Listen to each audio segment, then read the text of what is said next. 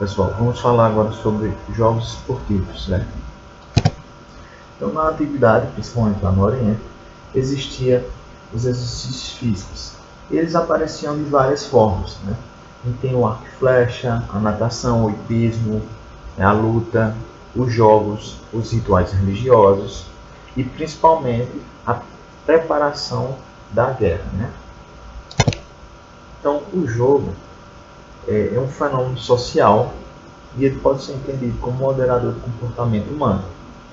Ele é capaz de canalizar um impulso agressivo presente no desenvolvimento social do homem ao longo do tempo. E esse impulso agressivo, ele desencadeou guerras pela conquista e dominação de espaços e povos. Então o jogo ele serviu para ajudar o ser humano, né, a entender mais que tem umas regras de bom convívio, a diminuir esse impulso de querer conquistar, dominar, né, esse impulso mais agressivo do ser humano. O jogo ajudou a amenizar esses impulsos. Então, o jogo ele foi um modo que o homem encontrou para controlar e adaptar o ambiente às suas necessidades de sobrevivência. E esse processo foi fundamental para a humanidade desenvolver-se em torno de leis que pautassem o comportamento e a convivência. Por quê? Porque o jogo, ele, tanto você tem que ter uma convivência com os praticantes, como ele exige algumas regras que vai moldar o seu comportamento. Então isso foi de extrema importância para que o ser humano pudesse evoluir, né, em termos de convivência e comportamento. Então vamos destrinchar aqui o que é jogo e o que é esporte. Então, segundo o coletivo de alguns autores, o esporte ele é um fenômeno cultural da humanidade e que é institucionalizado pela sociedade que o cria e pratica. O que acontece? Todo esporte ele vai ter uma instituição.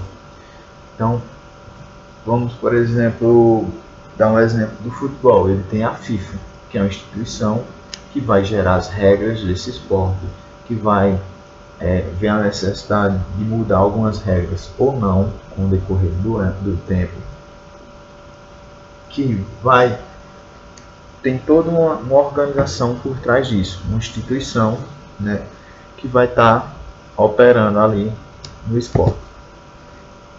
Já o jogo, ele não é necessariamente um esporte, mas ele pode utilizar, né, fundamentos dele. E sua base são as brincadeiras que não tem instituição por trás, nem sequer tem regras fixas. Então a gente tem o queimado, barra-bandeira, amarelinha como exemplos. Por exemplo, o queimado aí, a gente vê diversas formas de jogar queimado. E geralmente ela modifica de região para região. E a gente não tem uma Liga Mundial de Queimado. Então é um jogo. Ele não tem instituição pautada aí para levar essas regras para o país, para o mundo, certo?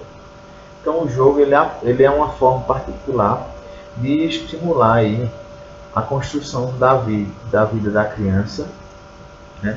Principalmente na questão de comportamento e aceitação de regras. Quanto mais cedo a criança é introduzida aos jogos, melhora, né, a vida social dela, ela consegue ter um convívio melhor e aceitar as regras impostas pelo ambiente. Então a Grécia ela valoriza muito a forma humana e a gente pode observar isso nas obras de arte que a gente vê espalhadas pelos museus aí de todo mundo. A prática de exercícios físicos lá era muito forte. A gente pode observar que lá em Atenas, a gente tinha uma preparação para a guerra muito forte. E a atividade física naquela época era de suma importância. A Grécia ela foi berço dos Jogos Olímpicos lá na antiguidade, que foram disputados 293 vezes durante 12 séculos. A gente percebe que eles realmente gostavam da atividade física, eles realmente gostavam do exercício físico em si. Então, os jogos esportivos, o que são? Então, eles se baseiam, geralmente, na busca pela vitória. A gente praticamente não imagina um jogo esportivo sem uma disputa de competição. E assim a gente foi educado, né? Para jogar, eu tenho que ganhar. Então, a gente gera aí algumas reflexões, né? Então, vale a pena ganhar a qualquer custo? O que isso tem gerado no meio esportivo? Podemos recriar os jogos? Então, é uma alternativa aí que a gente vai ver mais adiante. Considerando o tema da nossa aula, a gente vamos ver o que é solidariedade e depois o que é cooperação. Então, o que é solidariedade? É quando se é solidário, né? Uma dependência mútua, recíproca de obrigações e interesses. Direito de reclamar só para si o que é dever de todos. E o que é cooperação? É o ato de cooperar, de ajudar, de dar assistência, socorro ou auxílio. Então, no esporte, só é possível ganhar ou perder? Você concorda com isso? Vamos refletir, né? É possível ganhar quando perdemos? E quando ganhamos, podemos perder? O que podemos ganhar quando perdemos?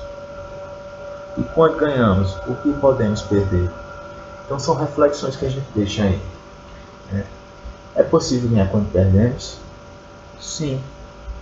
A gente pode ganhar experiência, a gente pode ganhar várias outras coisas e não só aquele título.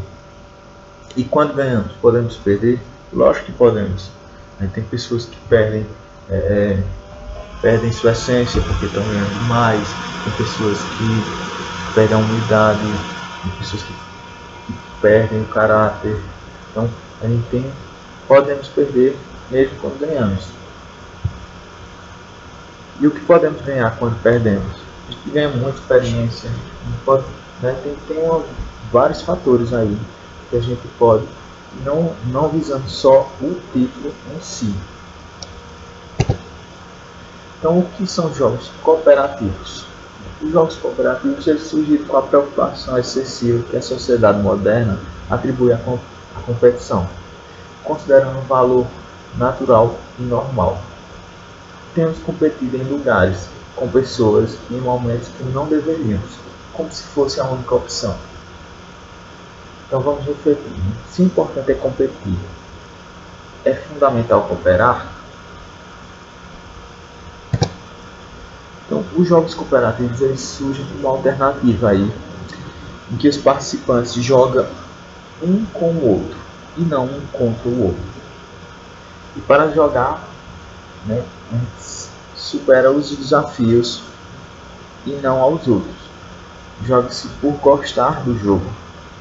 Então, a corrida de karts é uma alternativa aí que ela não é que nem a Fórmula 1, que tem um ganhador e tudo mais. Simplesmente eles entram lá nos karts e vão correr sem precisar estar ultrapassando o outro, sem levar isso muito a sério. Então, alguns podem perguntar umas coisas assim, como que graça tem cooperar? Acha que tudo tem que ser competitivo. Cooperar, a gente compete desde a barriga da nossa mãe. Outra questionário aí que as pessoas se fazem. Então, que graça tem se todo mundo ganhar? Outro questionamento que se sai muito.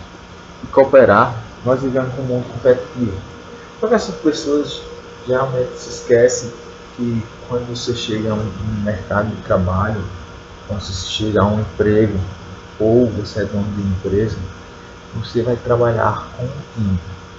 E nem tudo vai ser competição. Não estou dizendo que tudo também vai ser cooperação. Mas tem um meio termo aí que as pessoas esquecem.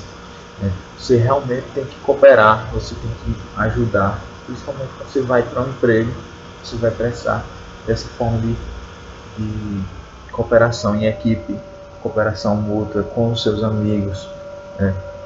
E a competitividade, às vezes, ela é muito menor que a cooperação. E ser competitivo, em alguns casos, atrapalham bastante. Então, os jogos cooperativos, ele vem como uma alternativa. Se verificarmos nossas atividades, brincadeiras e experiências de jogos na escola ou fora dela, veremos que somos muito estimulados à prática de jogos competitivos. Nos jogos cooperativos, os participantes aprendem a considerar o interesse do outro e ter consciência de seus sentimentos e a operar os interesses mútuos. Esses jogos estão estruturados para diminuir a pressão para ganhar, e assim com a necessidade de comportamentos, sem a necessidade dos comportamentos destrutivos. Então vamos ver algumas características, do jogo cooperativo e o competitivo.